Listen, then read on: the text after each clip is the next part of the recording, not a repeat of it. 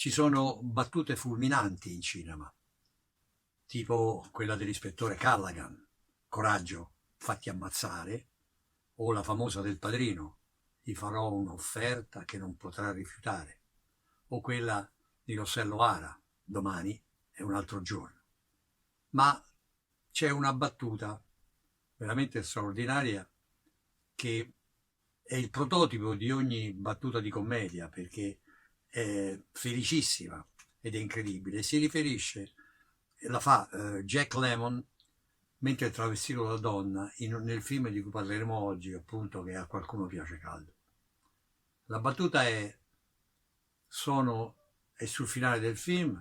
Jack Lemmon, che continua ad essere travestito da donna per sfuggire a dei gangster, sta andando con il motoscafo nello yacht di un milionario che sta accanto a lui e che lo corteggia, non essendosi reso conto che è un uomo invece che è una donna. E Jack Lemmon, molto imbarazzato, dice, per creare le distanze e prepararlo alla sorpresa, dice: guarda, mi devi lasciare perché ti ho mentito, non sono una bionda naturale. E il vecchio miliardario risponde: non mi importa, guarda che fumo molto, fumo tantissimo, non mi interessa, risponde quello. Non potrò avere bambini, ne adotteremo. Ma non capisci proprio niente, sono un uomo. Vabbè, nessuno è perfetto. E il film finisce su questo paradosso, su questa risata, su quella che secondo me è anche una forma di straordinaria tolleranza e di straordinaria ironia. Bene, questa introduzione serve proprio per,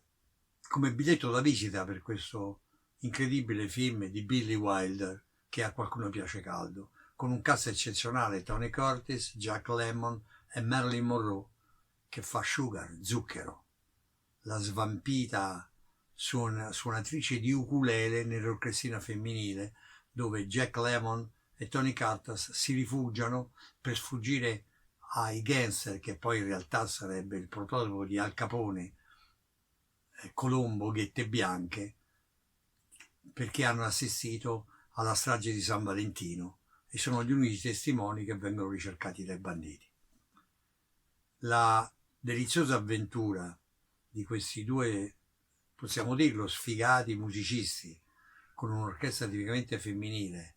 dove Marilyn Monroe è come se fosse il gelato, la torta, il premio, l'angelo azzurro, l'angelo blu, l'angelo rosa, tutti qua, è tutto ciò che rappresenta la femminilità tipica delle commedie americane, cioè la bionda esplosiva e un po' svampita, tanto tenera e tanto carina, pronta a cadere fra le braccia, lei che si sente tanto esperta e tanto abile, del primo imbroglione che capita. E infatti è Tony Curtis che si traveste da finto milionario e la seduce. Ma al di là di questo, il film, ed è l'occasione per parlarne perché viene riproposto a Venezia fra i migliori film restaurati di sempre, ed è l'anniversario della morte di Marilyn Monroe appena un mese e mezzo fa, e quello di Tony Curtis da pochissimo, quindi due grandi attori insieme all'australiano Jack Lemmon. È l'occasione per riproporre questo film perché è uno delle commedie più esemplari, più divertenti, più esilaranti che ci siano, fatto tutto in punta di forchetta secondo quello stile di Lubitsch che Billy Wilder, il suo alunno, ha sempre apprezzato. Ricordiamoci che Billy Wilder è uno straordinario regista, tra l'altro è padre del noir, e quindi c'ha questi due estremi: il noir, la fiamma del peccato, Viale del Tramonto, e le commedie, a qualcuno piace caldo, l'appartamento, scusate, l'appartamento, Irma la Dolce, Arianna, Sabrina, quindi capolavori della commedia, della leggerezza. Il film doveva essere girato a colori, ma Billy Wilder fu costretto a farlo in bianco e nero. Pensate che Marilyn Monroe aveva per contratto che doveva interpretare tutti i film a colori, ma Billy Wilder riuscì a convincerla perché il trucco di Tony Curtis e di Jack Lemmon pesante trucco per farle apparire donna, a colori appariva verdastro e quindi fu costretto a girare in bianco e nero, dandogli però quel tono di commedia classica che era famosissima nei film di Lubitsch. Un'altra cosa molto divertente è che all'inizio Billy Wilder avrebbe voluto come protagonista al posto di Jack Lemmon Jerry Lewis, ma Jerry Lewis rifiutò perché non voleva travestirsi da donna. E siccome Jack Lemmon vinse un Oscar con questa interpretazione, ogni anno Jack Lemmon mandava una scala di cioccolatini a Jerry Lewis a Capodanno, a Natale, ringraziandolo di non aver accettato il film. Quindi questa ironia e questa cosa divertente. Un'altra cosa è che quando chiesero a Tony Curtis che cosa provava a baciare Marilyn Monroe, cioè la dea Venere nell'immaginario maschile dell'epoca, ricordiamoci che per Billy Wilder successivamente Marilyn Monroe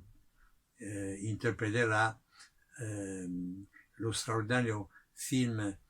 commedia Quando una moglie è in vacanza, quindi ribadendo il ruolo di sogno di ogni maschio medio americano e non solo. Tony Curtis rispose con poca galanteria che ogni volta che baciava Marilyn Monroe avrebbe preferito baciare Hitler perché non era affatto una cosa così paradisiaca, era come baciare Hitler, disse. In realtà questa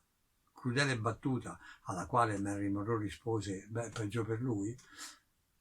in verità nascondeva una forma di galanteria invece, perché c'era stata una liaison, una storia d'amore fra loro due